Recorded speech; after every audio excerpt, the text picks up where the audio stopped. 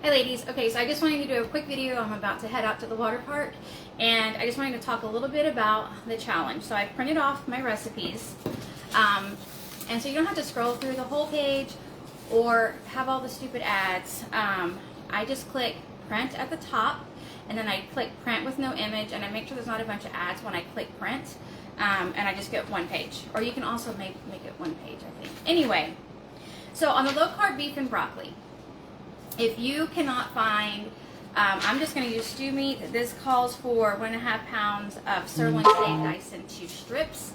I'm going to use stew meat for this recipe as long as I can find it. One of my local grocery stores has buy 4 packages of meat for 20 bucks. So when we were there the other day, I know I saw stew meat, so I'm hopefully going to get my 4 packages for this recipe, so I can make 4 of them, and it's going to be stew meat, and it's going to already be cut up. If you can't find that and it's just too expensive, you could do ground beef for sure, but okay, I have heard and read that you can put raw ground beef in your crock pot and let it cook. I have never done that, so I cannot recommend that at all. But what I would do if I could not get any sort of this beef at a good price, I would just do some ground beef, season it, and then let it cool. And I would do this on Thursday so that by Friday you can just dump it in the bag, because you cannot put hot meat into a freezer bag. I mean, you can, but the results that I had a long time ago were not good. Also, if you have room in your freezer, I'm going to go ahead, and I'm not going to, as I say frozen, okay, 4 to 6 cups of frozen broccoli. That really depends on your family, how many you're trying to feed. When you can add more vegetables, it's going to fill up, growing boys, which is what I have had. So I'm most likely going to go ahead and buy the frozen broccoli for this and put it in my freezer. You don't have to, obviously. And if you wanted to use fresh, but obviously you would want to buy that with your grocery order, or if you, I haven't done a grocery order in a long time, but that is very convenient. Anyway, I think that's my thoughts on this. And then, so the chipotle chicken tacos, they can be a little spicy, but we are using very little chipotle pepper. So if you are not a fan of spice, I would use just a little bit of the chipotle sauce. I don't think I would use the pepper. This is, as it is written, is a fuel pool. If you follow the recipe where I fried up the low-carb tortillas, that obviously is not a fuel pool, that becomes an S.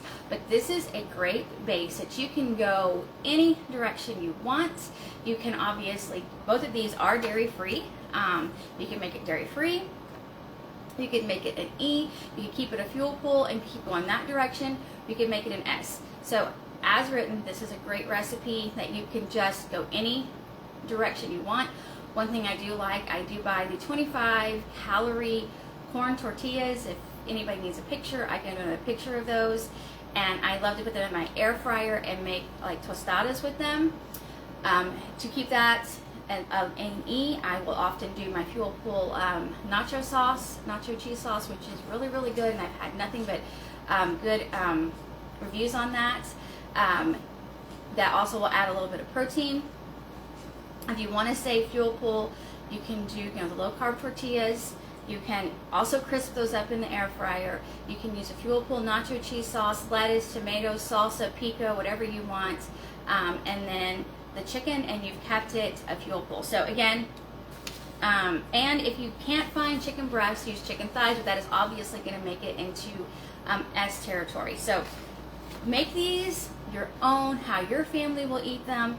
And if your family doesn't like any of these at all, like your family, the idea of beef and broccoli or chipotle chicken tacos does not sound appealing, please go search for a freezable recipe that your family will like, because the point of this whole thing is to slowly fill our freezers this summer with super easy, dump in your bag and freeze, and then thaw and dump in your crock pot.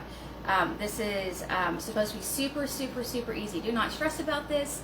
I just want it to be really easy. I don't want anybody to stress or get frazzled or anything. This is just dump and go in your freezer, dump and go in your crock pot recipes. That's it. Okay. I've got to go get ready for the water park, taking my daughter and my grandkids to the water park. So I'll be back later. Thanks for watching. Oh, if you have any questions, please ask.